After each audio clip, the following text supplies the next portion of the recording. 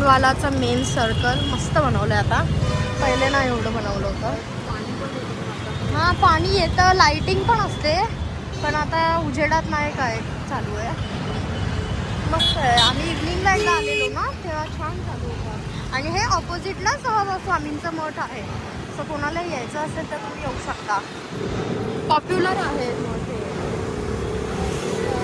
बरं वाटतं. गुरुवारी आम्ही पहिले खूप यायचो, एवढी गुरुवारी यायचो, पण टाईम नाही आम्हाला भेटत आहे ना, म्हणून आम्ही नाही येत.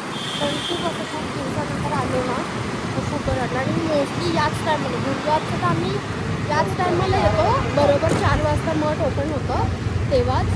तर गर्दी नसते ना, तर शांतीने असं बसायला